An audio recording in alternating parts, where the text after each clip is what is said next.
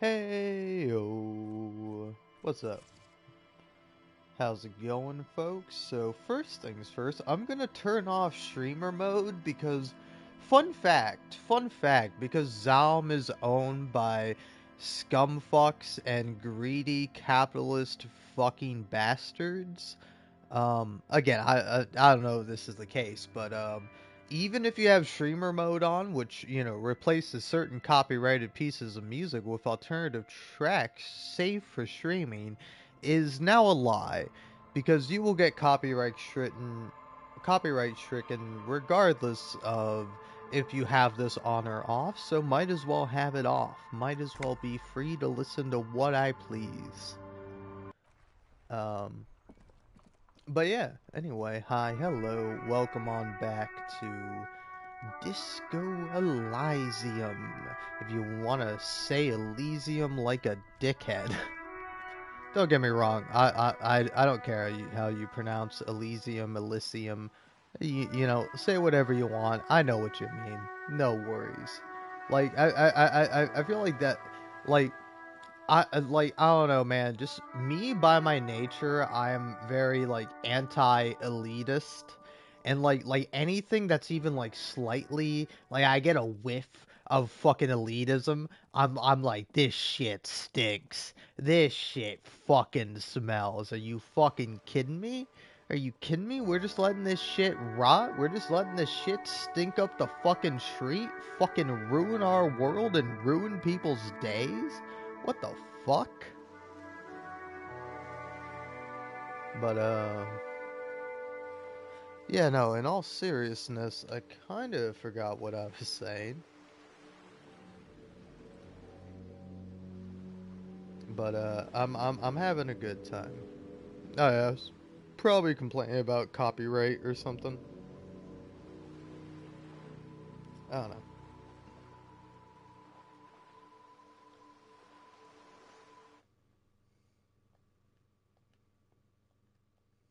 Alright. Yeah.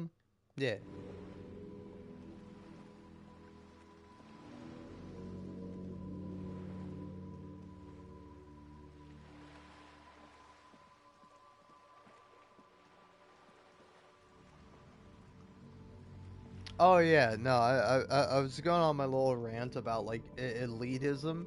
But, like, anytime I hear somebody have to, like, talk about, it's like, oh, I went to this place and they had a dress code. Like, I would, I would, I could not be in that situation. If somebody, like, turned me away for my fucking dress, I would murder them. Not really, of course. But, like, really, that is a completely appropriate response in that situation. The fuck do you mean I'm not dressed appropriately, stooge?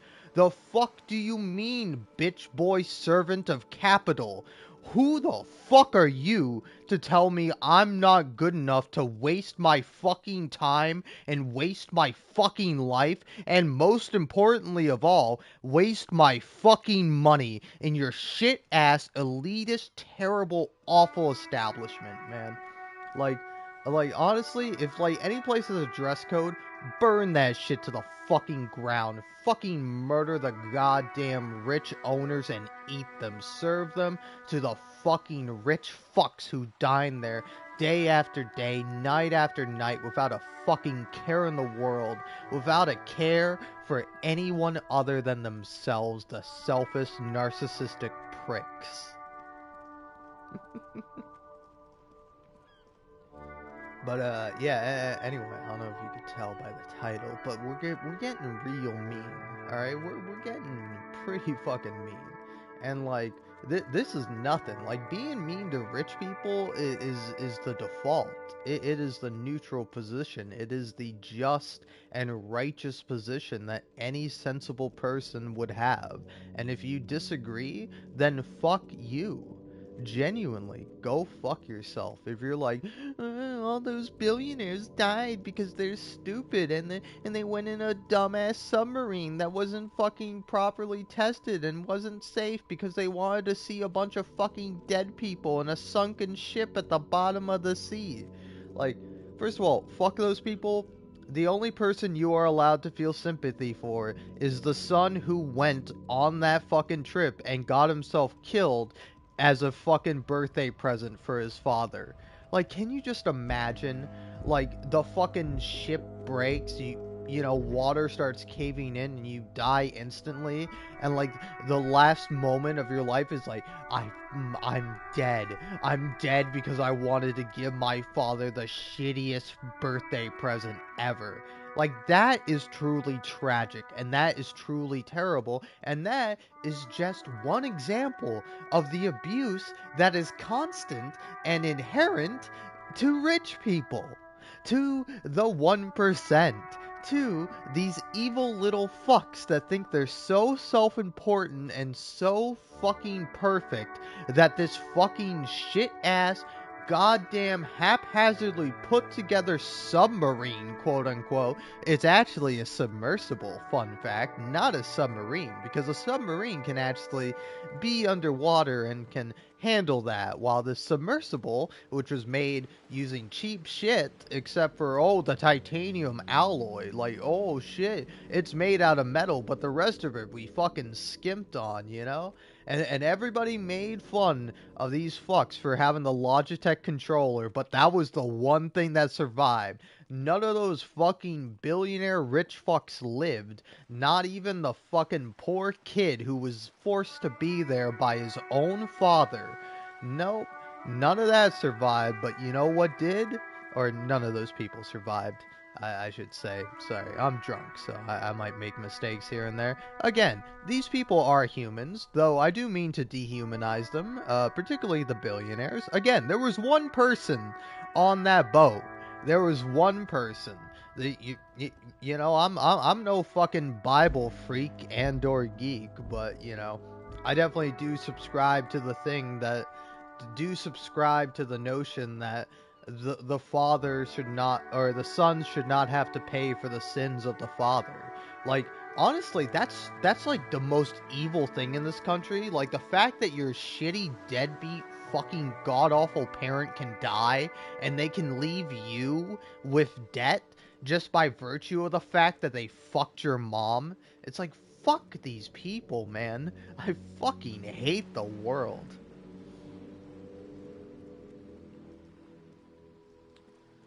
But yeah, I'm glad we're doing well. I'm glad we're off to a good start here. Now, fair warning: if you're of the feminine variety, whether you be, you know, a woman, a lady, a gal, you know, whatever you identify as, if you're particularly sensitive towards language about women and criticization or criticism of women just as a whole in general, you know, I mean, I get it. Like, listening to a man criticize a woman, you don't want to listen to that. You can hear that anywhere, anytime, but I am going to legitimately criticize this person, but I'm going to do it in a very flamboyant and vulgar and intense way that, you know, I would not do to this person at their face, and nor do I wish for them to hear what I have to say or see what I've said about them. But, TikTok's current favorite punching bag, uh, sorry again. I don't mean to dogpile on this lady because I mean she's already a bitch. So you know, there's already one dog enough in there. But nah, I'm kidding. I'm the bitch here. But but no, still there's one Canadian lass who goes by the name Ellie or whatever on TikTok, and she is a Canadian, and somewhat recently, about like a few days ago, I can't know for sure because she has now since deleted the post, but she posted a video on TikTok that was of her kind of complaining and making fun of the fact that people were a bit offended when this Australian comedian came to America and kind of jokingly said, "Oh, hey, nobody bring any guns." And I mean, don't get me wrong, like, again, I think that can be a fine joke. I don't think the joke in of itself is the cancelable thing. But, like, again, I don't know how exactly this comedian phrased it or put it, but like it definitely seemed to be somewhat insensitive because it's like it it's it it's like, oh hey Americans, don't bring any guns to my comedy show because I'm a precious Australian comedian and you Americans are all obsessed with guns and you can't help but cling onto your gun at night and every moment because instead of having a bit of genitalia down there that you can use to make others feel good and make yourself feel good, you instead have replaced it with a gun, with a weapon of destruction, something that can only make you feel good by hurting those around you. And, oof, good, good metaphor. All right, hey, look, listen, I'm still a bit of a meninist, you know. I'm not like a men's right activist because fighting for men's rights is fucking stupid because you should be fighting for human rights, the rights for everybody. Hence why I am a feminist and I will proudly say that and proudly proclaim it, but also not like go, oh hey ladies, look at me, I'm a feminist, blah, blah, blah. I'm a man. All right, I'm a man. I'm problematic in my own way, and I am not perfect. That is for damn sure. But I'll tell you what I'm not. I'll tell you what I'm not. All right, I might be an American cunt, but I am not a Canadian cunt. And the Canadian cunt. I think I almost said cuck there, but I didn't mean to. But again, and also sorry to this lady. I don't mean to call you a cunt, but you know, um maybe you shouldn't act like a cunt. But so anyway, this lady who, you know, was not the original person that made a little glib joke about the violence that Americans are constantly threatened with. Because, like, you know, on one hand, yes, do make fun of the hicks and the bozos and the losers and the dickless, brainless, fucking goddamn fools that comprise a lot of this country. Do make fun of them, but also acknowledge that that is not all Americans. Just like all Canadians are not some privileged white cunt who fucking talks about how she's so much better than everyone and how Canada is so great and so wonderful and amazing and perfect in every way. But those Americans are stupid for thinking their country is good or that people care about America. We don't care about America. We're Canadian. I'm some Canadian cunt. I'm privileged and living my best fucking life being a goddamn fucking bitch online, and you know I get the benefit from that. And again, I'm being harsh. I'm being hard on this woman. But to be fair, the first post I saw from this woman, which has now since been deleted, is her making this video in response to that comedian kind of getting canceled and getting some pushback from Americans be like, hey, look, listen, I get you're a comedian, but that's a really like insensitive joke to make, you know? Like how kind of I think her name is Ashley Gavin. You know, I might be wrong about that, but you know, like I don't know and I don't have to know and I don't have to care. But she recently got in some hot water. She got canceled for, you know, telling one of her fans that came to a show to kill themselves. You know, like don't get me wrong. I've experienced annoying chatters and people I don't like in my chat, and you know what I do if I really don't like them? I ban them, or I say, hey, you're annoying me. Could you leave me alone? You know, like that is about the worst I will do. But to tell somebody who is a fan of yours to kill themselves and they're cringe and they're awful is not only immensely irresponsible, but it is cruel, callous, and completely completely like unempath- unempathetic, man. You know, it's like, again, you don't have to like all your fans. You don't have to like everybody that shows up to your show. You can push back against hecklers, and you can, say what you want, but you also have to be careful with what you say and how you say what you say.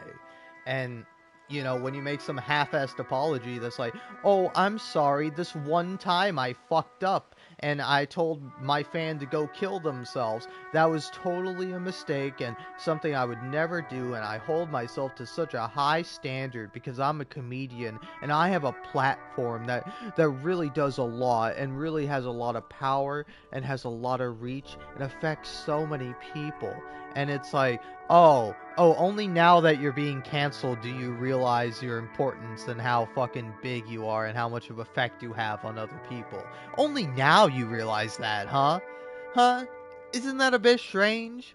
Aren't you kind of fucking stupid for not knowing that before, you know? Aren't you kind of a cruel, evil person who is only apologizing to benefit themselves and to try to cover their ass while ignoring any other criticism you might be receiving? Because, this wasn't the first time this kind of thing has happened at one of her shows. And again, like, I wish no harm upon this woman. If you're listening to me and you're listening to anybody who is, coming from like a leftist, empathetic position, never fucking harass people. Like, if you want to harass people, don't. Go play a fucking video game and harass virtual people, you fucking creep. All right, don't get me wrong, like, I sometimes I love leaving like a mean comment or like a genuine criticism of somebody, but to like leave a hateful comment that is either like tied to bigotry or tied to something that is like immutable from this person's character, on TikTok you just see stitches all the time.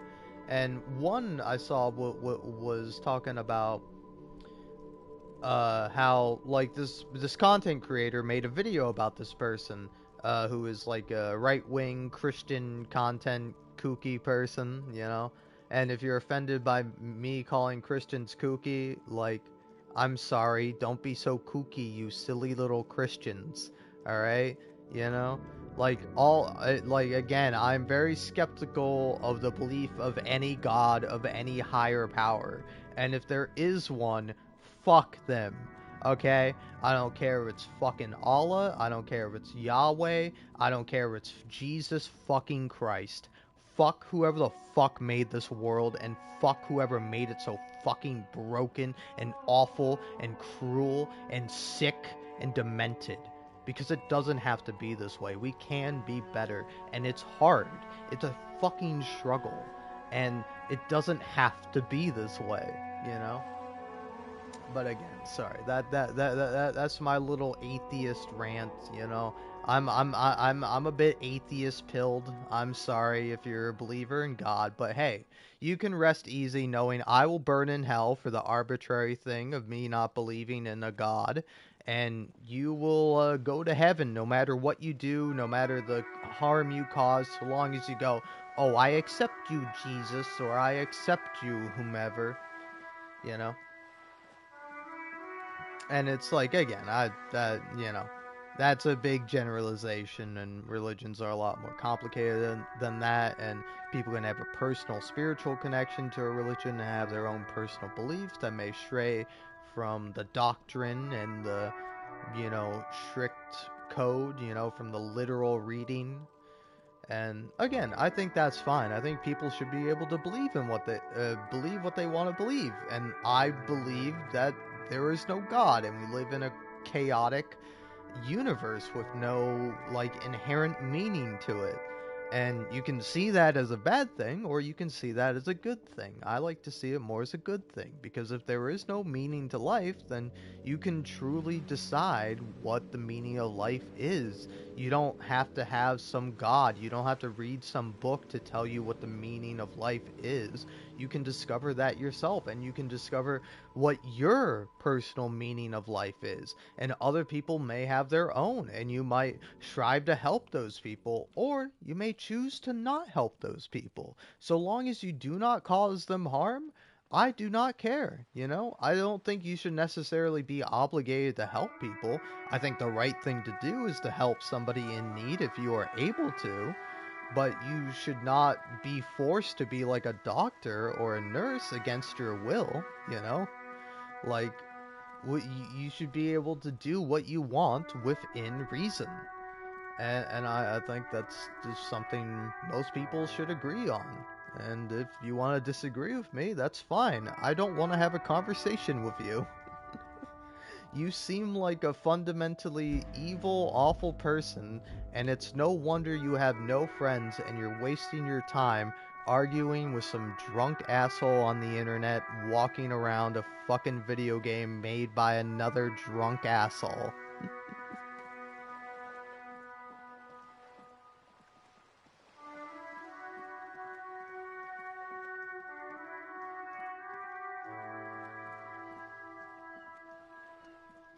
But yeah, again, ending all my tangents now and getting back to my original point.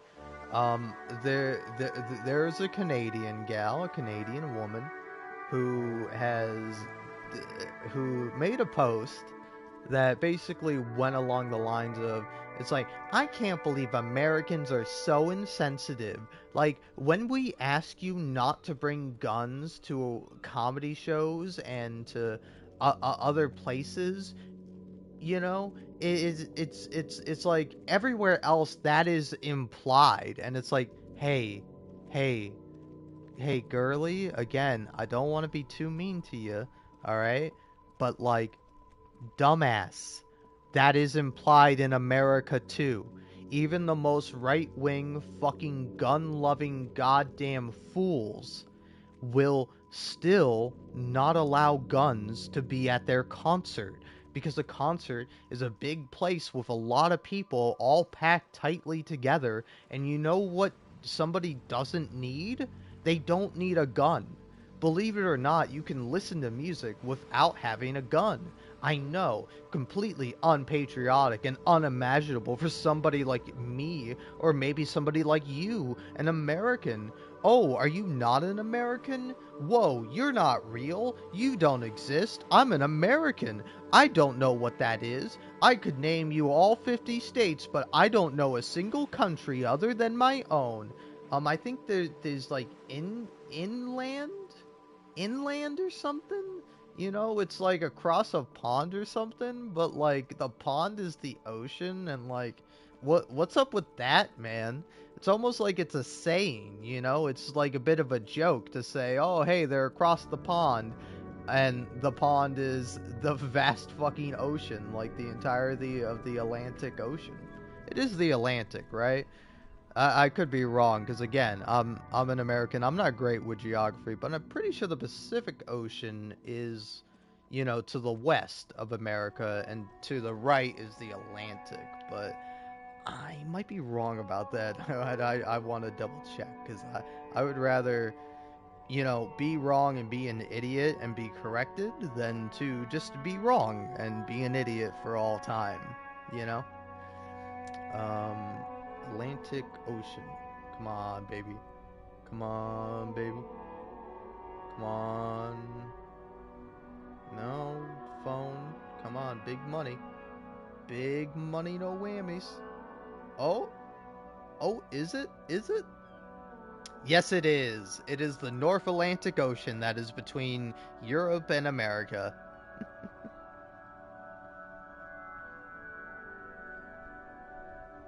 You know, I gotta say, sometimes it is crazy to think that, like, if England didn't colonize Ireland, I would not be here.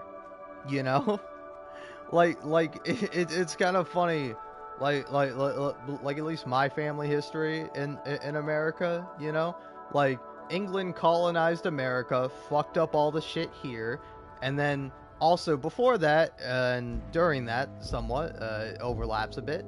But England colonized Ireland and then caused the potato famine, and then caused a mass immigration from Ireland to the United States. And that's why my great grandparents moved over here.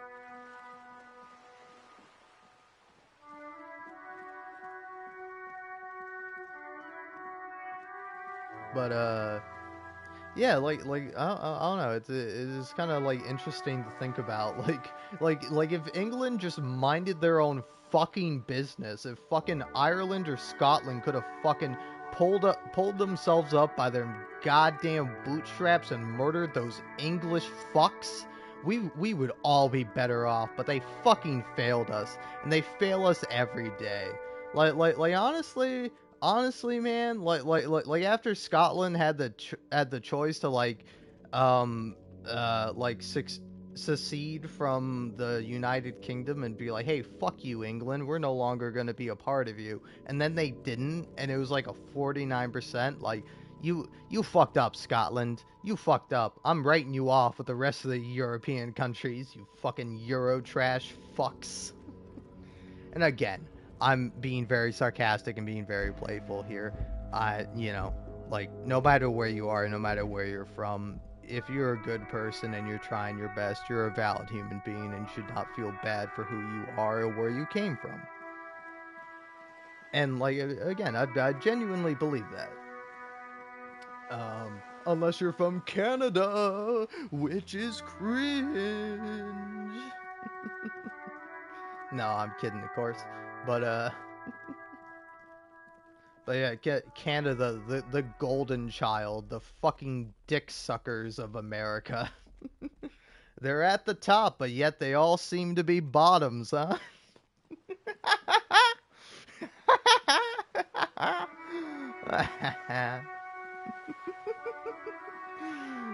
Listen, Canada, I'm sorry you're so submissive and breedable, alright? Like America, we're dominant. We want to fuck, and we want to fuck your sweet pussy, Canada.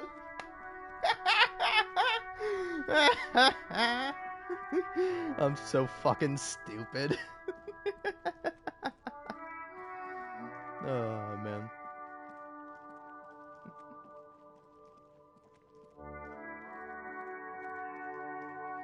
But no, like, but like, again, don't get me wrong, like every place is good and every place is bad. There are good people everywhere, there are bad people everywhere. We should all come together not because of how we look or because of the country we live in. We should all come together because we are all fundamentally the same.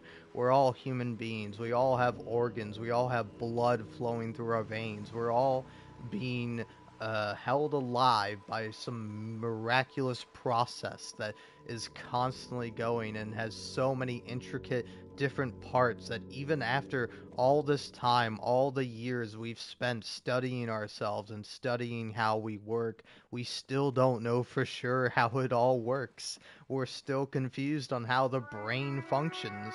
Like, sometimes that shit just be working and sometimes that shit just don't, and we don't get it and we don't know why, and we want to take anyone that's even slightly different, slightly outside the norm, slightly outside the average, and label them as incompetent, as invalid, as not a normal human being, when being normal is about the weirdest thing you could do as a human being. Oh, well, I'm normal and boring. Cool. I don't want to talk to you. You do not matter, and nothing you ever do will matter because you are boring, because you have no fucking beliefs, because you hold no water, you tread no ground, you stand still as the world revolves and changes and does what it pleases while you sit back and do whatever you please, which is nothing, which is fuck all, which is jack shit. And are you fucking proud of yourself? Are you fucking happy with the life you've lived, with the choices you made, with everything that's put you here in this position, to being who you are and to being as worthless, as boring, as incompetent, as fucking insignificant as you? Because that's sad.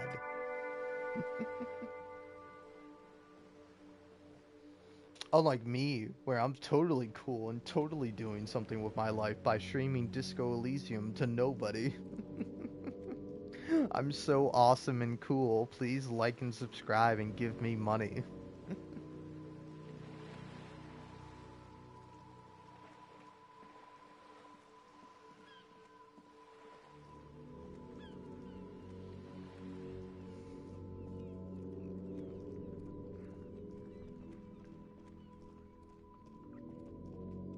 But yeah.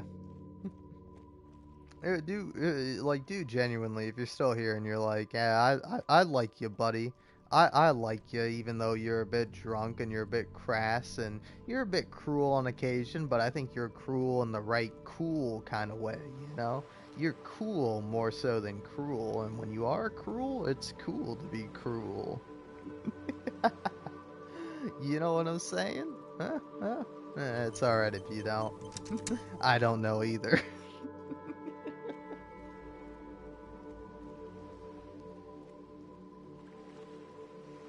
But yeah, yeah.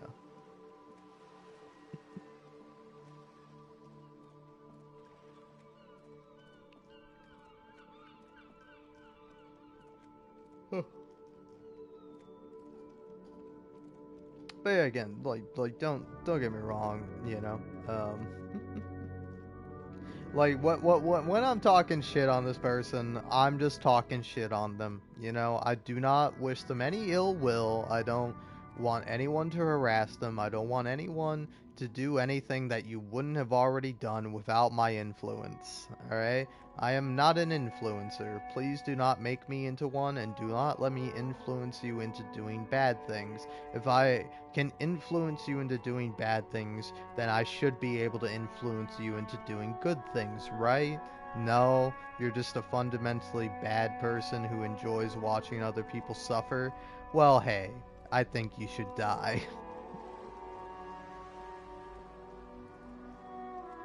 Oh man, honestly, that's like a great David Lynch quote from Twin Peaks. I think the new season, which I haven't seen, I only watched like the first season of Twin Peaks, and like it was pretty funny, but it was also like confusing and weird and not always great, not always my thing. Uh, but like I've seen various stuff about it, mostly Red Letter Media talking about different episodes and different and like they had a review of the movie. They talked about the new season when it came out, and I watched that despite having not watched the actual show, and that's just because I love Red Letter Media, and I think those guys are great. Go watch them if you want to watch some actually funny people be drunk and make fun of shit. Hey, there you go, Red Letter Media, fucking great YouTube channel and great guys. I hope. I don't know. They're funny at least. But they ultimately seem like good guys, you know. But but yeah, like I don't know, particularly like Jay. Like I like Jay a lot. I think Jay is great, and even Mike and Rich, like they're both wonderful, and so is everyone else who's a part of the rotating crew on occasion. But Mike, Jay, and Rich are the main three that are make up Red Letter Media. They even have Tim Robinson, or not Tim Robinson. Sorry, Tim Heidecker. Uh, as a guest in some of their episodes of not Best of the Worst. Best of the Worst is a great series, but what am I thinking of? What's their like Half in the Bag? The Tim Heidecker's and some of Half in the Bag episodes. He's like in one of the first ones, and then he's like gone for like 90 episodes, and then he comes back very briefly, and he's like mentioned occasionally. I don't know. I love those guys. I think they're genuinely really funny. But yeah, no, they like when they were discussing either a David Lynch film or the new Twin Peaks series, like there's a great quote from David Lynch, which is, you know, like I told all those smucks. I don't know what he says exactly, but I told all those people in the bureau or whatever. He's talking to a colleague of his who is trans, and he's like, you know, I told all those people back then, and I still believe it now. They can fix their hearts or die. And I love that quote, man. That's such a great fucking quote. Fix your heart or die. Now that's a fucking quote. But yeah, no, I like David Lynch and I like Red Letter Media. And yeah, but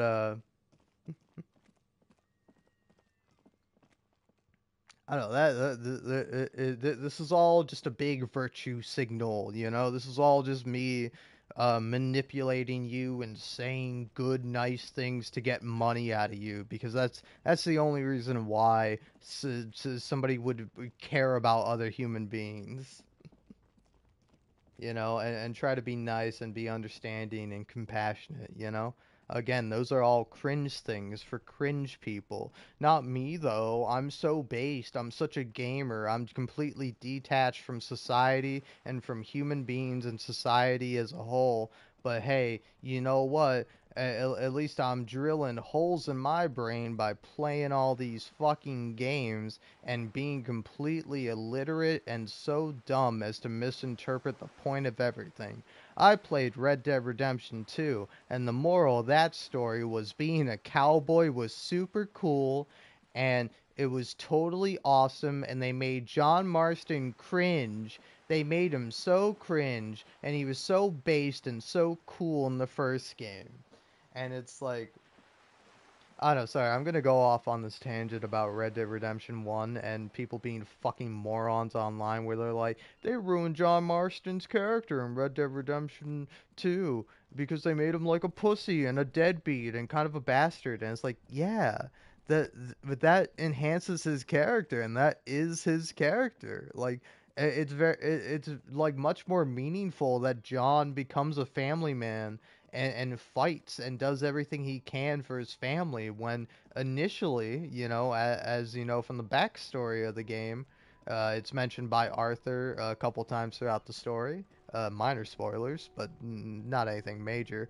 But like John was absent for a while. He left the gang for a year after Abigail had Jack, and he abandoned his wife, his child, and his gang, his family. He abandoned everyone to be on his own. But eventually, he came back because, you know, he wanted to do something right. He wanted to be good. And even if at times he didn't believe Jack to be his true son, eventually he came to love and care for him as a true son. Regardless of who his biological father is, John Marston is Jack Marston's father. You know, there is no doubt about that.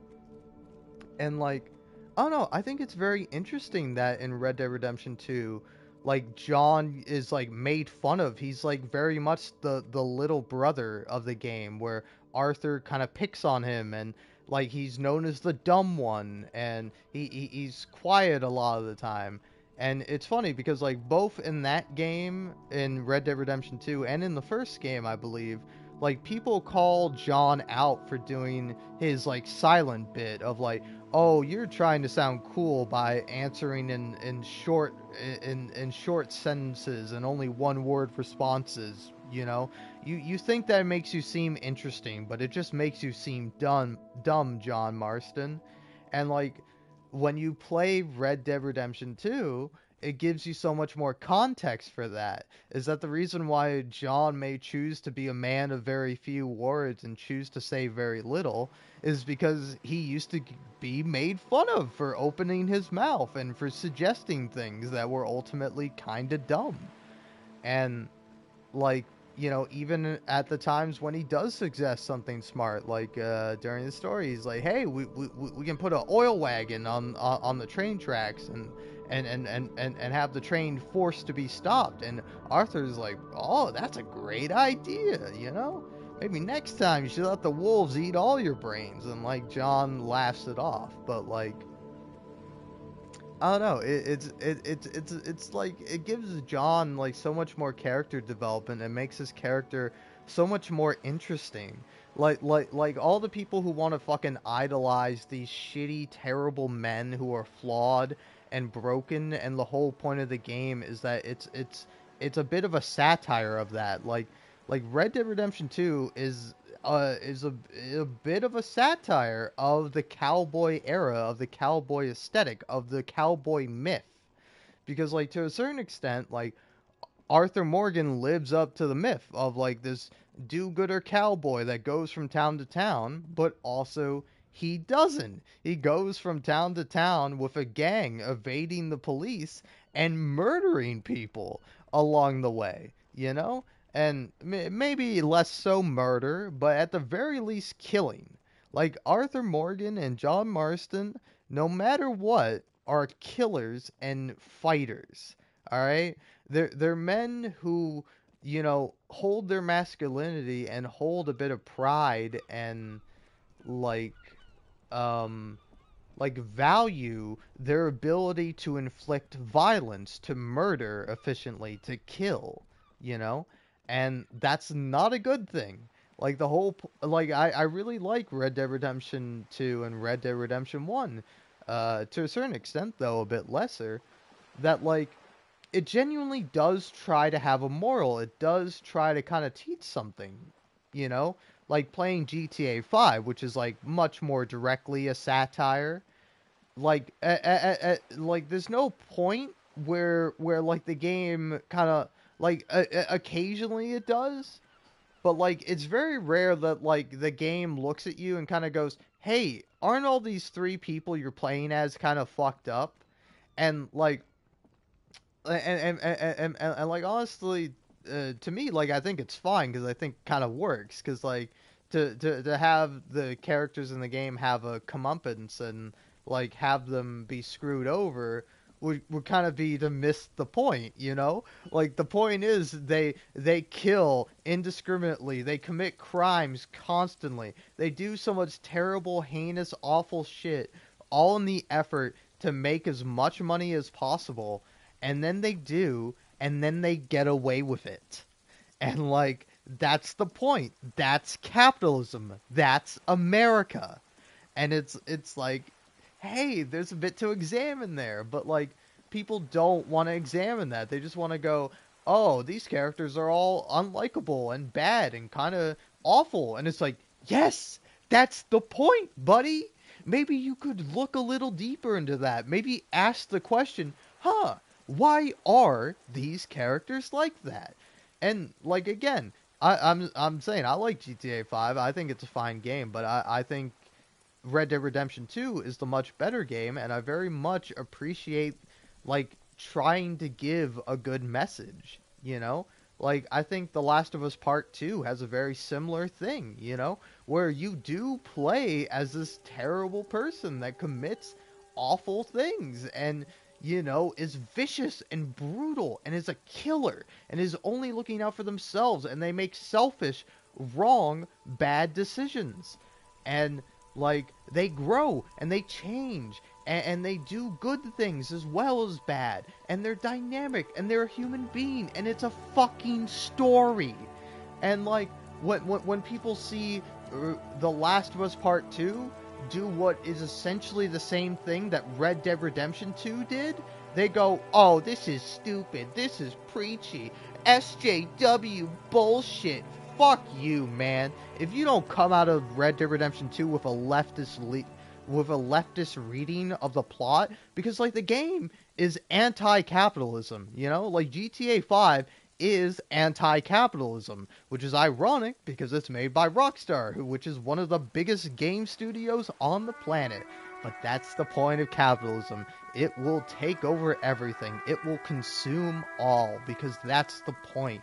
We live in a consumer culture where everything is made to be consumed, and everything is made for profit, not for the good of it, not for the sake of it, not because somebody wants to, but because somebody needs to, and somebody wants to make money off of it.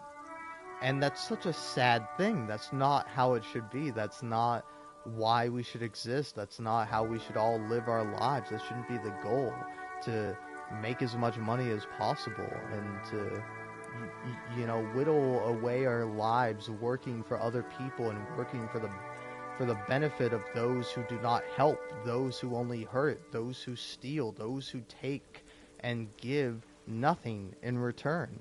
Give the bare minimum. Give what little, give as little as possible to maximize what they have. That should not be the way of the world. That should not be how things are done. But unfortunately, that is the world we live in. And, again, you can just write everything off. Oh, you critique capitalism, yet you participate in it. Hmm. But like, it's like, fuck you. That's a shit ass, dumbass straw man argument made by people who fucking have no sense of empathy or understanding, you know? And it's like, I don't wish to engage with these people. I don't wish to educate you and give you a fucking basic understanding of the world that you should have gotten when you were in fucking school. But, I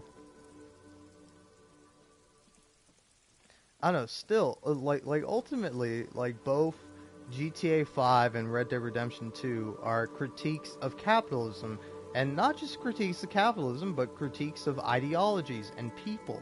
Like Red Dead Redemption 2 is based around a cult. Like Dutch is a cult leader. He is a sycophant. He is, a messiah. He is the leader. He is the man, the one great man who will do change. The myth of the great man, a classic American trope. This lie of American exceptionalism. Because that's the point, is that the person who thinks they're so great and thinks they're the best and thinks they know everything and thinks they know best and only surrounds themselves with yes men while alienating the people that truly love and care for them, that have known them so much longer than this yes man.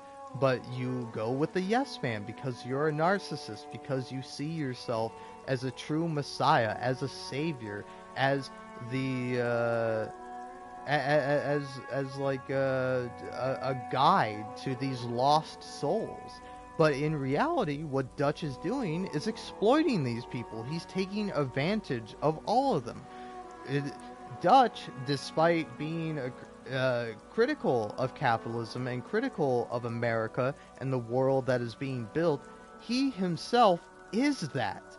Dutch is America. Dutch is an American man. Ironic, since his name is Dutch. But, that's the point of this country, is that no matter who you are, no matter where you're from, you are subsumed into the monoculture. You are not, Irish, you are not Scottish, you are not whatever heritage you are, you are not the people that came before you. You are who you are, and who you are is an American. And like, that can be both a good and a bad thing. There are pros and cons. Patriotism, to a certain extent, is a good thing. You should feel pride in the place that you live and the country you live in with the people you live with. Like, everybody should be able to feel that way, and you shouldn't feel ashamed for doing that. But there are people who would take patriotism, which can be a good and wonderful, beautiful thing, and they pervert it.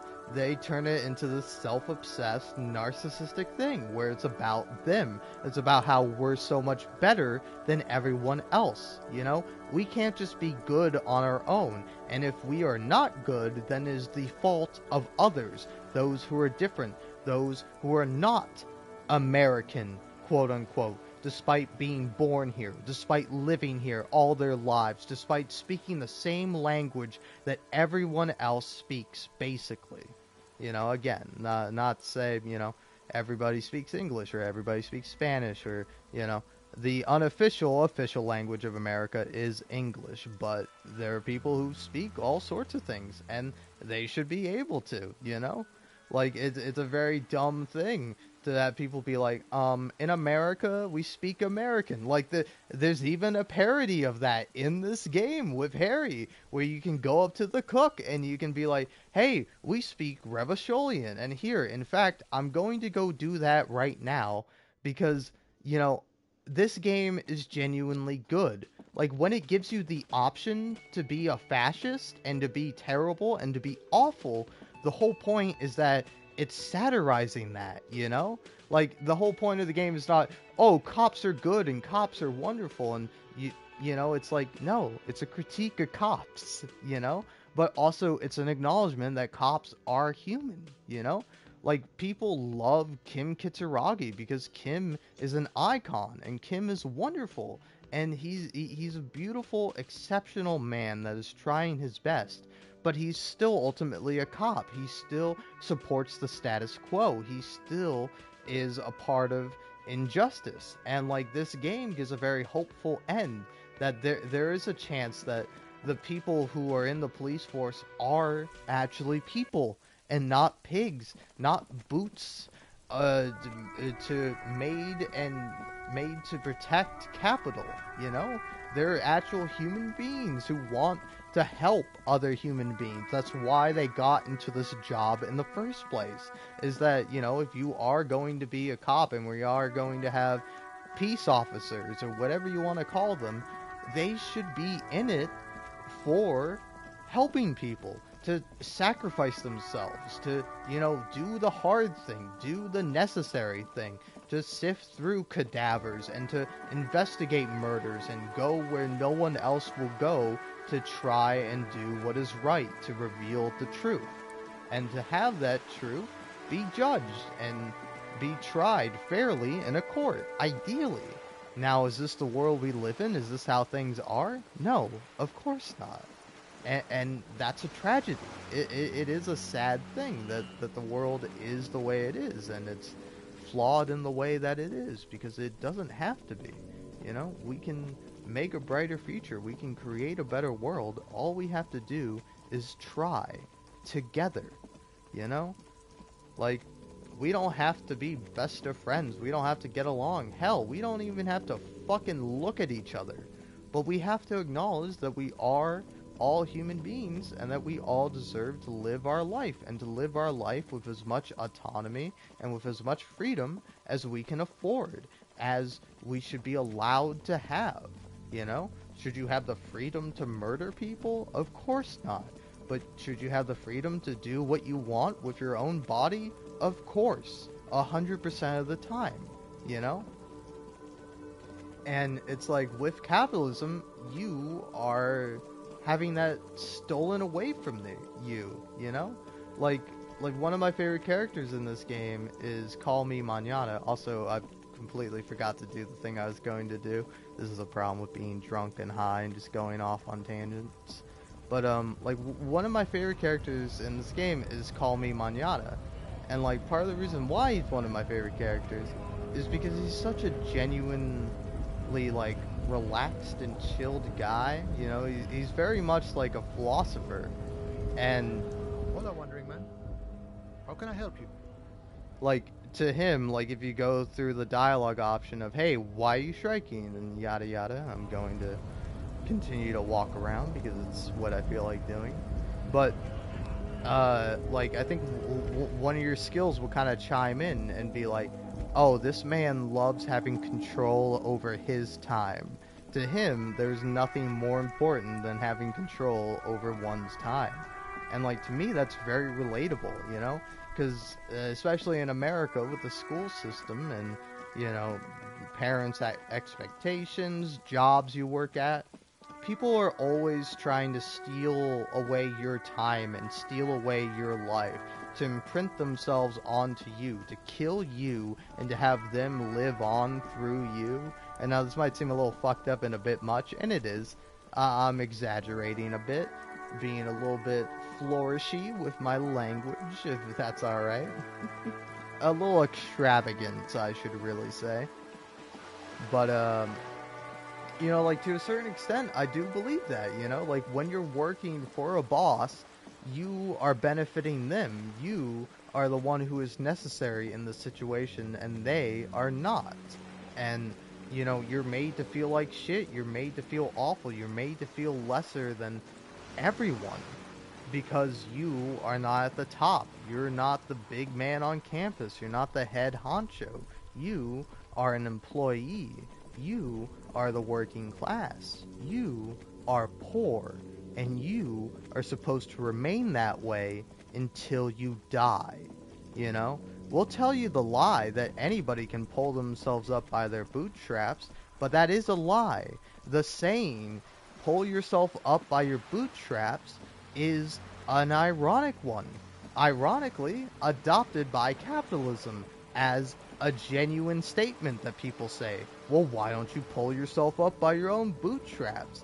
But, Not that it's a very common thing to have bootstraps, and I'm sure there are some people out there who probably could literally pull themselves up by their bootstraps, but in reality, you can't really uh, pull yourself up by grabbing your bootstraps. It's an impossible task, It's a thing to point out the absurdity of people who would say something like that. To say pull yourself up by your bootstraps is to completely miss the meaning of the phrase, to pervert it and subvert it into meaning the opposite of what its original intention and purpose was. And that is the power of capitalism, to take anything and everything and bring it into itself, and into the monoculture. And the monoculture takes forms in many different ways. It's patriarchy. It's white power. It's white supremacy, and like these things are bad. Like patriarchy and all that white shit is bad, not just for people who don't benefit from it, but from the people who are supposedly the benefiters of these systems, Like, just because we live in a patriarchal society does not mean you are going to have the best life as a man. Maybe if you're rich, maybe if you're power, maybe if you're white, maybe if you have all these extra things that afford you the privilege that very few and very rare can possibly ever attain. And keep in mind, you can have these taken away at any time by anybody. Not to say you should be paranoid of your neighbor coming to take away your rights, but, a cop can just decide to harass you. A cop can decide to murder you. And they will have the backing of the government and likely their entire fucking police force to stand behind them and to go, no, no, no, he didn't murder this man. He killed him. He didn't beat this man within an inch of his life just for the sadistic pleasure of it. No, he was defending himself and protecting himself and subduing the criminal who was going to cause harm to others and to himself. But thankfully, you stopped him causing any harm to himself, and you did it all for him. So good job, Capo. You did a great job. You really were a boot. Not a human, not an intelligent being, not somebody worthy of respect, but a fucking boot. But an arm. A fucking weapon. Dehumanized and vilified.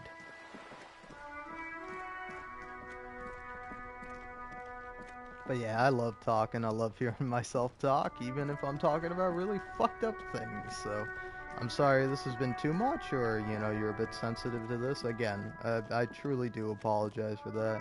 I do not mean to intend to make people feel uncomfortable or to feel sad, but, I am just expressing myself here. And,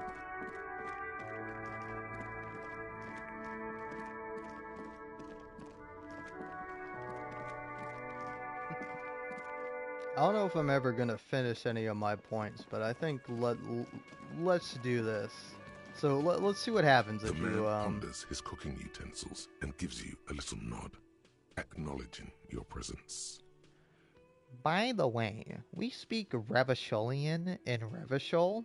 Get your Revacholian nationalhood on. Nationhood, whatever. Speak Revacholian?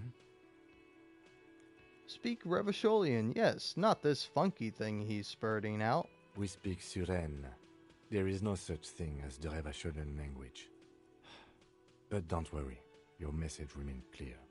The cook is still smoking, ash falling from between his fingers. His hands are large and clean. Good thing he didn't understand a word of your stupidity. See, again, I don't think I need anything else. Stay masculine. Like, this is why the game is great, because, you do have the angel on your shoulder who, will go, hey, you're being a fucking idiot by saying some dumb shit like that, And it's like, it's so funny seeing, like, right-wingers and fucking crypto fascists and fucking goddamn loser punk sociopaths play this game and be like, man, this game's all political and it's all for communism. Meh, meh, meh.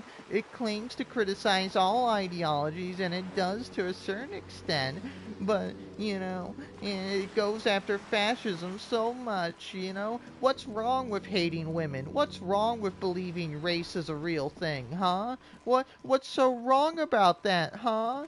Surely I can't be wrong. And it's like, God damn it, man. Genuinely fucking get a gun and shoot yourself in the fucking mouth and fucking save us all the favor of having to listen to you talk, alright? I don't want you to fucking kill yourself, pal, because that would be a bad thing to say, especially for me, a YouTuber. No, I want you to take a gun, stick that shit in your mouth, point it down towards your jaw, you know? Like, stick it, you know, underneath your tongue, you know?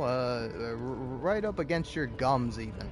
And just shoot yourself. Shoot your fucking jaw off so nobody will ever have to hear you talk again. You fucking piece of shit. But yeah, no. I don't know if you can tell. I'm a political guy. Everything is political. To believe otherwise is to be a fool. But yeah, no, it is pretty funny seeing people like criticize this game and bash it for being too stupid and too fucking too snowflakey, too easily offended by a little bit of criticism. Oh, what's wrong, conservative? Can't handle the truth? Is the truth so hard to hear? Aw, why don't you go back to your little echo chamber with all your gay little boyfriends and you can all suck each other off? Metaphorically, of course, because you're too ashamed to actually get down and dirty with all these handsome, hot men. You know, you could actually be pleasuring yourself and pleasuring others, but God forbid you do that. That's something only sinners and evil, terrible people do. Something you would never do, and certainly something you would never fantasize about, you know? Like all you men on the internet, you hate women so much, yet for some reason you seem very against the idea of fucking a man, you know? And it's like, I'm sorry, I don't know how to tell you that you are in the closet and you are gay.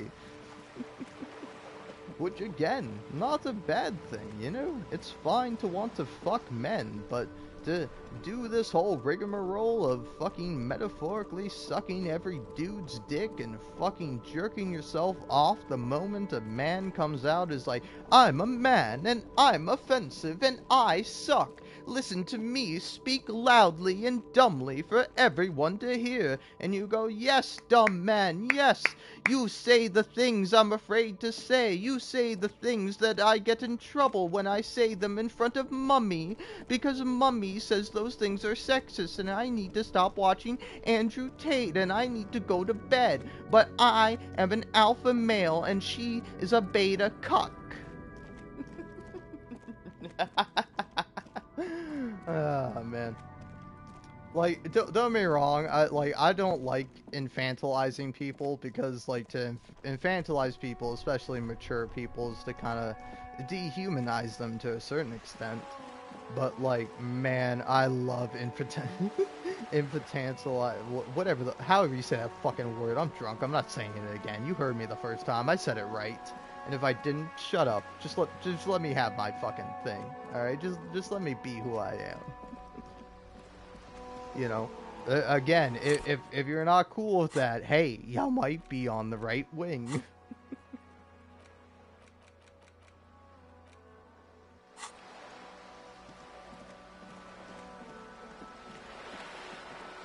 But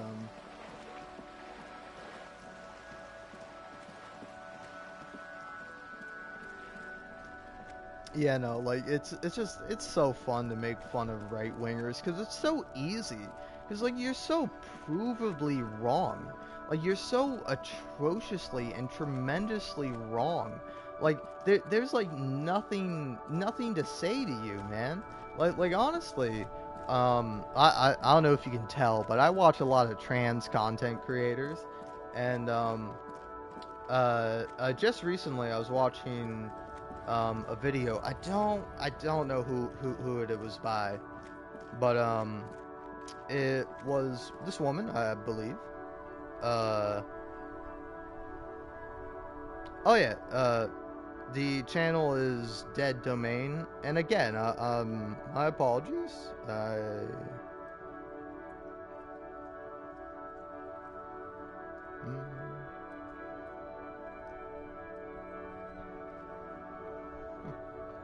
yeah, but no, the channel name is Dead Domain, and again, I'm pretty sure this person is a trans femme, she, her. But again, if not, my apologies. She or they may be non-binary. But no, they most recently posted a video called in all caps, "Trans person infiltrates a hate church," which like accurate title, you know. But like I was watching this video, and at one point, she says that like um like she kind of responds to the allegation that like drag queens are groomers and you know pedophiles, but like you know it's like to believe that and to say that like it's so fucking dumb. You're so fundamentally brainwashed and broken with the way you think. If you think like drag, like no lie, like no joke, okay? Not that this would ever happen in a million years, but let's say theoretically, drag queens and queer folk and, fuck it, everybody, the whole alphabet brigade, all these evil ne'er-do-wellers, they all come out and they decide, hey, we're going to try to molest as many kids as we can, and we're going to try to put weird ideas in their head and make them do strange, perverted, terrible things for our sick pleasure. You know what? They could do this, and they could do this for months, for years, and they would not come close to the amount of children that have been abused by religious figures and people in power.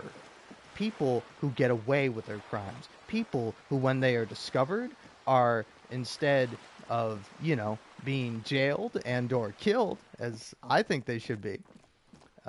Just a personal thing. Like, again, I'm all for reformative justice. I'm all for pacifism. I'm all for not killing people. But if we are to kill people, perhaps we should kill those people. And not some dumb shit Ron DeSantis Florida bullshit. Where it's like, oh, hey, if you, accept your kid for who they are and try to help them be their best selves, you can be charged with being a pedophile, and then you can be put to death by the state. Because, the Republicans are all fucking virtue signalers, They prance around and pretend like they believe in God and pretend like they're not all closeted fucking queers. And parade around and say they're so fucking proud and, oh, we're so fucking great. But in reality, they do nothing. All they do is harm and hurt people. And they are so far removed from the concept of helping people. Like when they take their foot off somebody's neck, they act like it's the worst thing in the world. Like, what do you mean I can't say slurs? What do you mean I can't treat minorities like they're subhuman anymore? Oh my god, the woke mind virus has gone too far. What do you mean exploitation is bad? This is America. It was founded on exploitation. I make so much money from exploiting people. And my favorite thing to do, despite making sure that it's illegal and as dangerous as possible, is to purchase sex from sex workers.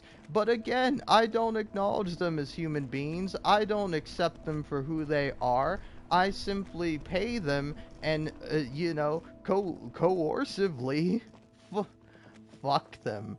And it's like such a evil, terrible, hypocritical world that we live in, and these people should be fucking put down like the fucking dumb, rabid, deathly dogs that they are. Like, again, and like, you know, you might think, oh, hey, cruel commie wants to kill people. What a surprise. But no, I'm sympathetic, alright? I don't want to see these old fucking corpses shambling around like zombies, barely able to function, barely hanging on, fucking souped up with all the fucking drugs they can afford. Like, no. Like, they shouldn't be living those lives. They shouldn't be fucking up there you know, the Congress floor with fucking companies' hands shoved so far up their asses you fucking see them coming out of their mouth when they speak. You know, like, they shouldn't have to be subjected to such cruel and terrible treatment. They should be put down humanely. They should be euthanized, you know? And again, this comes from a place of love, a place of compassion. Much like the Christian love and Christian compassion that you can feel and see everywhere in this great country of America. Because, you know, that's really what Christians are known for. Love. That's why, you know, you all got fucking kicked out of your own country and had to fucking flee to America and steal someone else's country, you know? That's why you guys are so loving and accepting, and that's why, you know, you know, your real God is definitely real and totally, you know, uh, pro you being bigoted and awful towards people because, oh man, oh geez, you know, the Bible has one passage that's really about not fucking your child, but hey, you know, like, I guarantee you, Republicans mask off are like, why shouldn't I be able to fuck my daughter, you know? If she's hot. Like, Trump would fuck his daughter, you know? He said so himself live on TV. If she wasn't my daughter, and legally if I could do it with no social and or political repercussions, I'd fuck the shit out of my young daughter, you know? Like, that man should be fucking killed for that shit, alright? Like, his daughter should have the option to fucking shoot him in the fucking brain. And if she doesn't want to do it, well then someone else should. Fucking any volunteers? Anybody? Come on, we know there's gonna be someone willing to do it. And again, I'm not saying we should assassinate anyone. But what I am saying is that I'm saying stuff.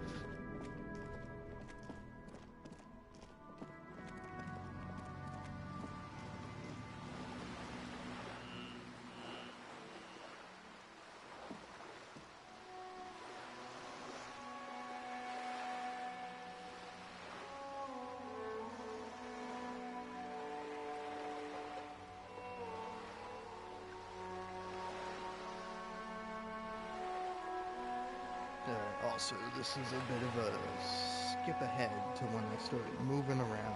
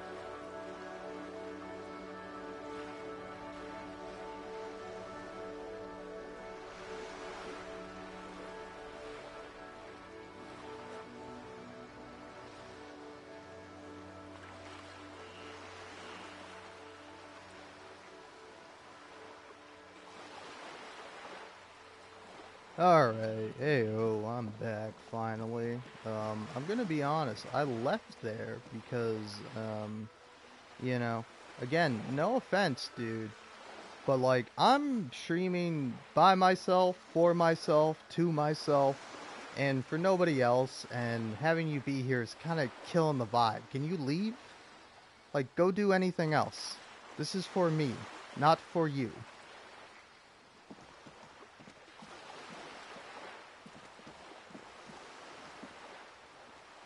But you know what is for you?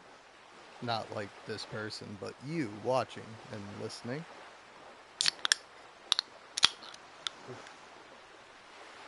Oh yeah.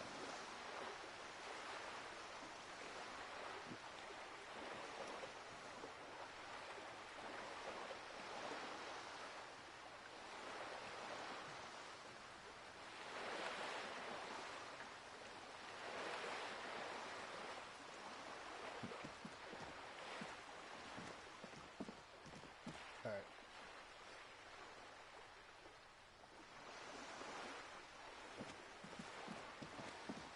Please, come on, just confirm that I'm alone. I want to go back to talking to nobody, to being by myself, to being alone, because I feel the safest when I'm alone. I feel like I can be myself. If somebody is here, then I feel like I have to fucking perform. And that's what I hate about society. That's what I truly hate about America. Is you have to put on this fucking placid bitch fucking face of, oh yes, how can I help you, sir? Oh, how can I service you, sir? Oh, can I please get on my knees and suck your cock, sir? Because that's all I'm good for as a poor person, right? As a poor little pretty boy, I have to suck off old men so that way I can have their money that they earned by exploiting people. Oh, what a just and wonderful society we live in. What a great time and place for me to exist in. Wow. I love this country and I love being alive. What a wonderful, terrific thing that I will constantly do. I will constantly have children, and I will bless them all with the inevitable servitude and fucking submission that comes with life inherently in America. Okay, cool. Coolio. Again, I don't know if for a while that like one person watching was just me because I did open up my stream, but yeah, now it's a big old fat goose egg, big old 0 viewers, and that's what I like to see. And anyway, the thing I was saying before, I was kind of rudely interrupted by some guy who came in and was like, "Hi and bye, you've been streaming a lot lately. Wow, hey." Yeah, I know. Tell me something I don't know. Like, if you are a different human being than me, convey information that I do not know. Convey your opinion. Convey what you want to be conveyed. Don't say shit just to say shit. That's fucking annoying, you know? Like, don't get me wrong, I say shit all the time, and sometimes like, right now, I'm just saying shit to say shit. But, like, I ultimately want to have a point. I have a goal. I have a reason for saying all the shit that I say. And even if that goal is just expressing myself and letting how I feel out into the world, that's still something. That's still a goal, you know? And again, I don't want to get too down on this guy, but like, fucking leave me alone. Stop fucking killing my vibe. I'm vibing. I'm having a wonderful time. I'm vibing and I'm dying, baby. Every day you live is a day you die. Every time you get closer and closer to life, you get closer and closer to death. And I don't know. It's a rather fun thing. It's an interesting thing. And now, an hour and 20 minutes in, I'm gonna get back to talking about how I think old people should be put down like dogs, including any current or previous or past presidents. And, you know, again, legally, you know, legally put down out of their misery like a dog.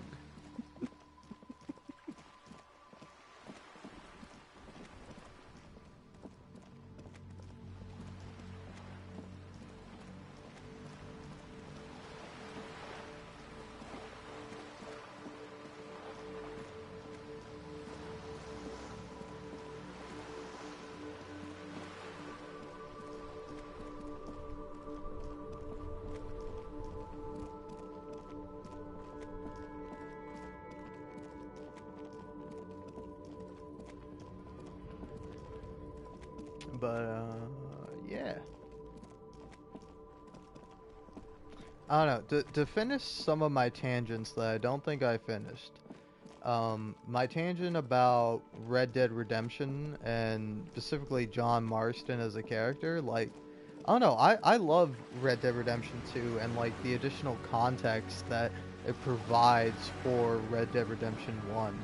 Because like, you know, again, all the people that are like, oh, they ruined John as a character. John's such a pussy boy in the sequel.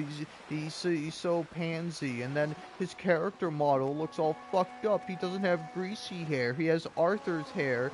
Mwah, mwah, mwah, mwah, mwah. I love complaining. I'm a gamer and I don't have things exactly my way, so I'm gonna throw a tantrum online and I'm gonna let everybody within earshot know that I'm not happy with this video game and what it's done. Wah, wah, wah. But, yeah, in all seriousness, though, like, people who do fundamentally misunderstand and misread John's character in the game are, like, flat, flat out and plainly ridiculous. Because, like, the truth and the tragedy of, like, Red Dead Redemption 2 is that pretty much all of the gang members, pretty much all of them, are victims and have fallen prey to the cult of personality that is Dutch, you know?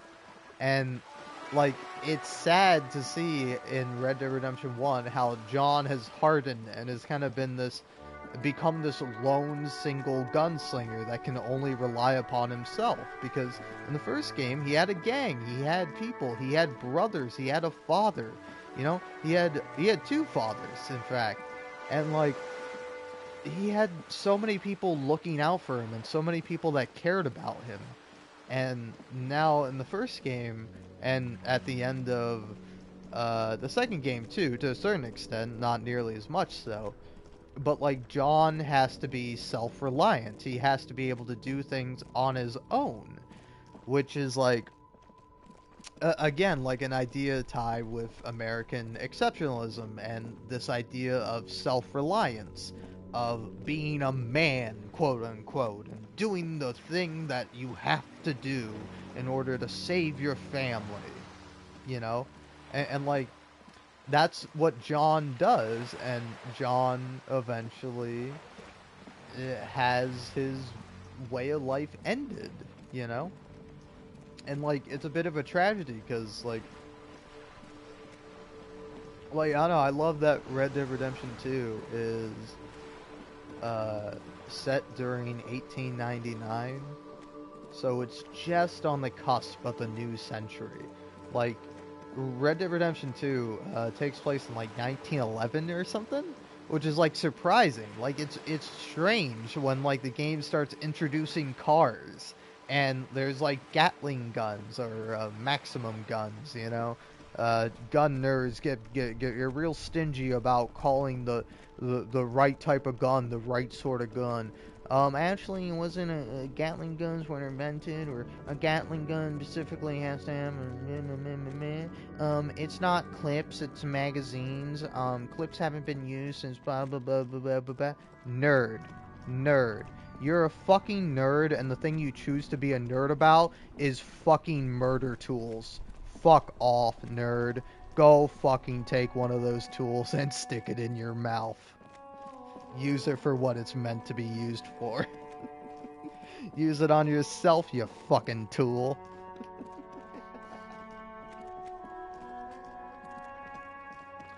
But no, again, I jest somewhat, but also, you know, fuck you, gun nerd.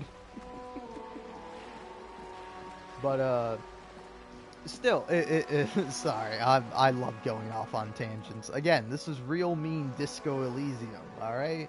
I hope you didn't come here to fucking coddle and swaddle you, or to have me coddle and swaddle you like a fucking baby, you know? And I expect you to treat me no different, alright?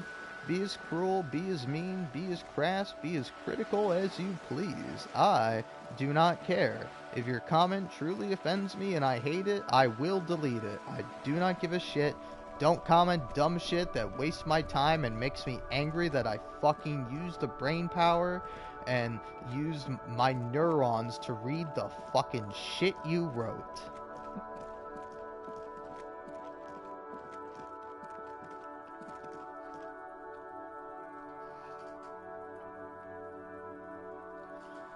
But yeah, to finish what I was saying about Red Dead Redemption, the original one, is that like a really interesting thing about it, and like a funny thing, is that like the game takes place in the 19th century, and like you can see the impact that technology and modernization is having. Like, kind of, Red Dead Redemption 2 is like the end of the Wild West, of this glory time, of this past that is romanticized and misremembered by those who are fucking, drunk and pissed and fucking angry about their lot in life. Like, I think one of my favorite missions that I redid recently is the gunslinger mission, where you go and you murder a bunch of gunslingers, and the only one you don't murder is Black Bell, who you actually help out. And like the rest of them though, you just murder. And like, I don't know, at least for me, I kind of think a really funny thing is like just kind of cheating with the duels, like it's fun to be real precise and to knock the person's gun out of their hand, and then usually they'll find some way to kill themselves, or you knock the knife out of Granger's hand and stuff like that. But like I think it's much more realistic and a bit more poignant and relevant to sort of just like shoot them, to just like draw your gun immediately and just fire. Cuz like that, like if you're really having trouble with like the gunslinging quests, and like getting the timing right, like the true trick, look at Kim with his floating notebook. That's cute. And there it goes. Into his shirt and chest and pants or whatever. I don't judge.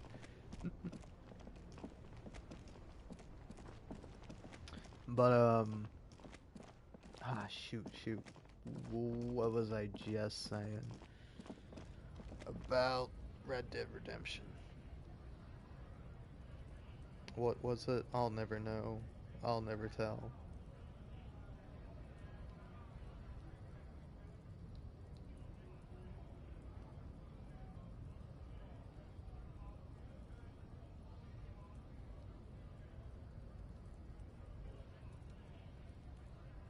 Alright, I got distracted by Kim and his notebook.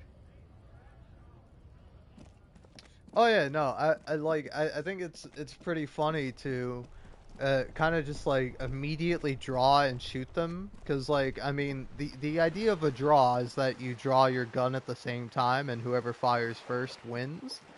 But like, the most efficient way is to draw before they do and then fire before they even draw. And like, it's funny because like all the gunslingers in their own way will try to cheat. They'll try to take advantage. They'll try to use what scummy tactics they can to beat you. And like Slim Grant is the worst of them all, who's like the main gunslinger, where the one duel he does, you see him do, he ends up shooting the guy in the back, like just in the back, after he's like, oh, I'm not gonna kill you, this whole thing, this whole argument between us was nothing. You didn't show up then, and now you're here to what? Do nothing. And then Slim Grim shoots that guy in the back, and then he gets so angry he challenges Arthur to a duel, and then tries to blind Arthur with his belt buckle. And then Arthur just simply pulls out his gun and shoots him to death. And it's like, it's like I don't know, like ultimately that's what like gunslinging is, and then like he has a funny little comment about it where the writer guy, I can't remember his name, it's like Theodore Thaddeus or something. I think. Again, I don't remember. I'm terrible with names. I remember Slim Grant. That's a memorable name. Arthur Morgan, John Marston, Sadie Adler, Dutch Vanderlyn, Micah Bell, Charles Smith, Javier Escuela, Bill Williamson, uh, Mary Beth. I don't know her last name. It's like Glasgow or Glaskill or something like that. Um, Tilly? Also can't remember her last name. Damn. Karen? I don't remember Karen's last name either. uh... Pearson? I don't remember his last name. I keep wanting to say Smith or like, or just like another name. Like, his name is Pearson, Pearson Joe. But no, Uncle. And Uncle's just Uncle. He doesn't have a first or a last name. Hosea Matthews. Tilly Jackson. That's her last name. And, oh, Susan Grimshaw. Who else am I forgetting? Sean? I don't remember his last name.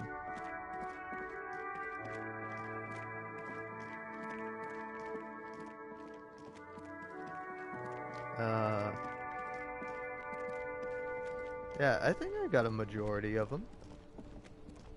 I mean, Jack, obviously, Jack Marston. Abigail Roberts.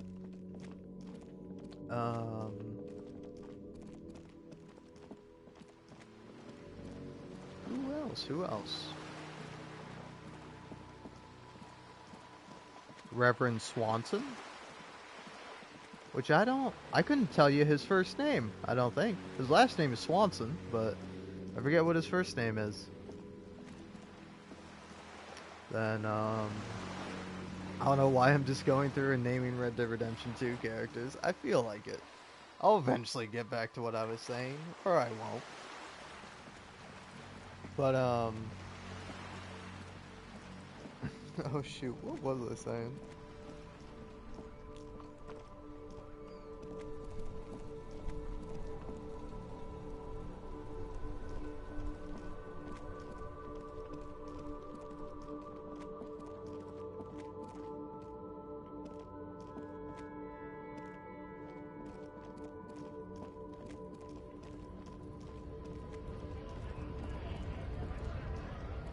Oh yeah, I remember what I was doing. I was talking about the gunslinging missions, and I couldn't remember the book writer's name. And but no, at the end of that mission slash quest line or whatever you want to call it, but the conclusion of it is him going, well, that's that then. You know, that's the last of the gunslingers, I guess. And Arthur's like, oh, there will always be people who shoot you in the back and then rewrite history. You know, it's like it's pretty funny because like that's literally what's happening, but that's also what happened in the past. You know, like cowboys were mythologized and were made to be larger than life and made to be these like folklore legends of the West, when in reality it was just like outlaws robbing people and you know like people just taking advantage and doing what they could in a turbulent, wild time.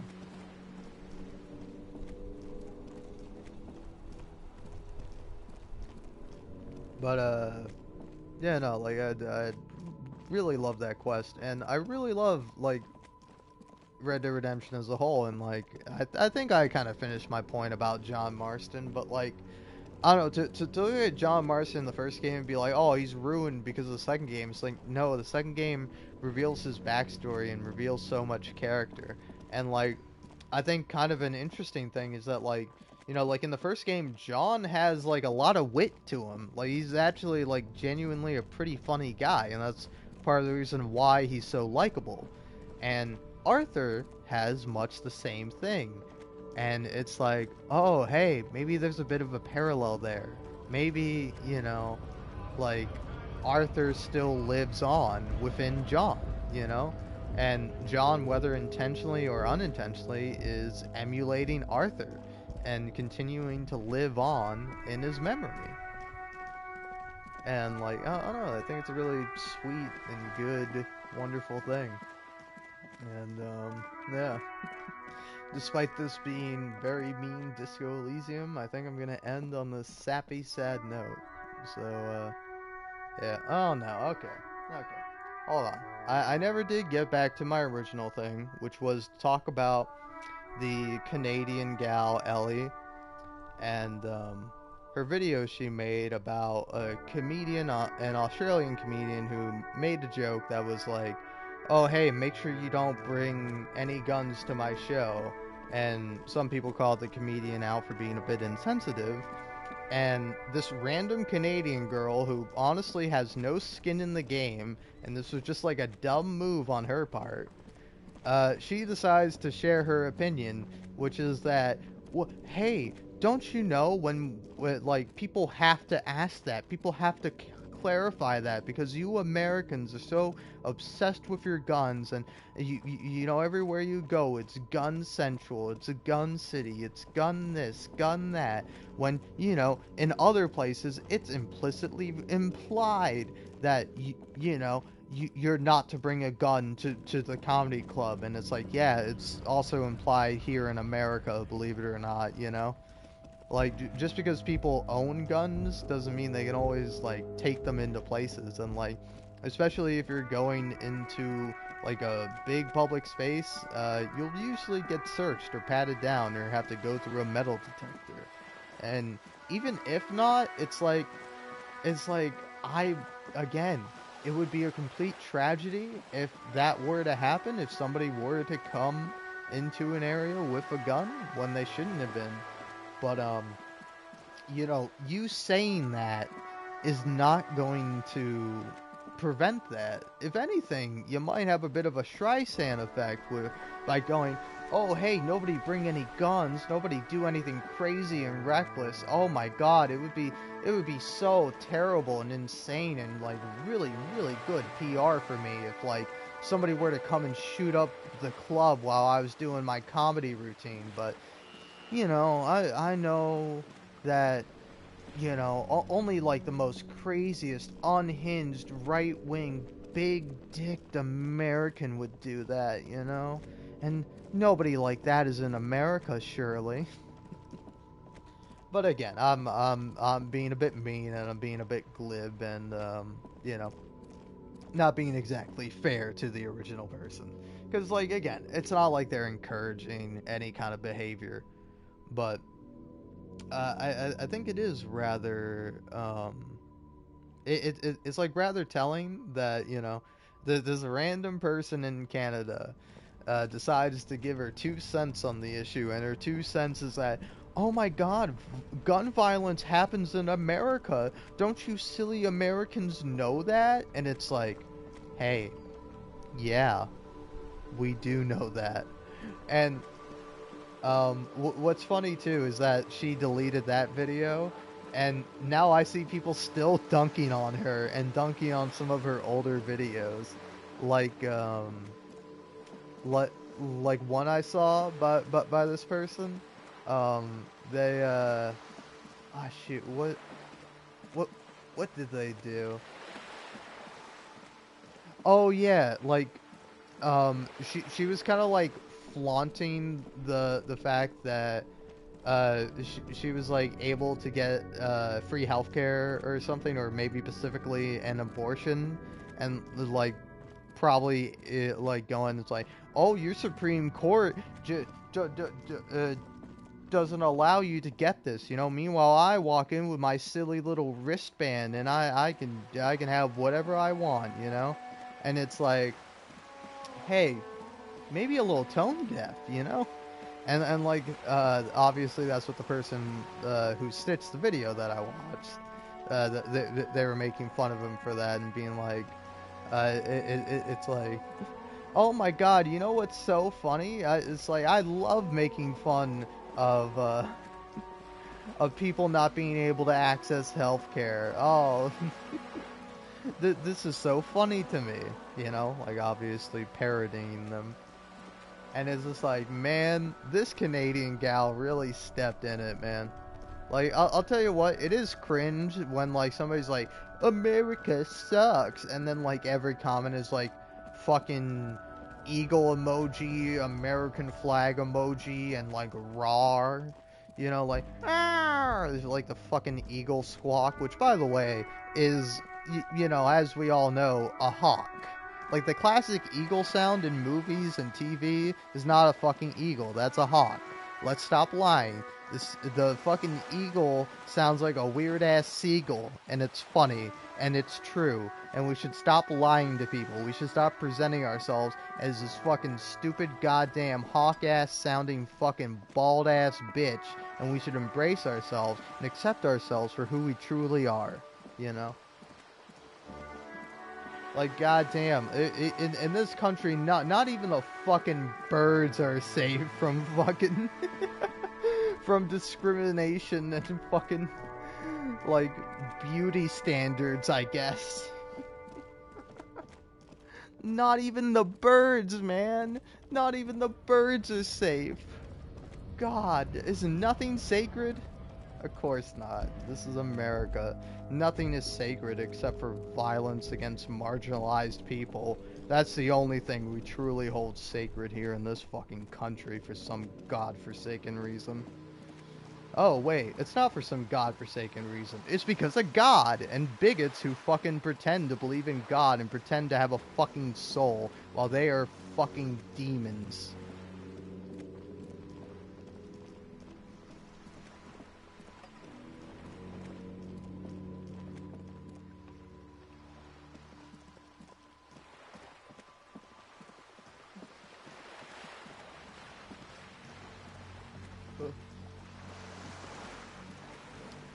But yeah, again, I think I've finished most of my tangents and most of my stories and said most of the things I wanted to say. And I'm getting really rather tired. Like, it's gonna be like pass out season for me, man. It's gonna be Sleep City up in here. I do kind of want to keep going, but I literally can't. Good night and farewell. Thank you for watching, and remember, always choose love over hate. It's easy to hate, it's hard to love, but you should try to understand and, you know, hate something because you understand it, and love something because maybe you don't understand it. I don't know. Alright, peace out.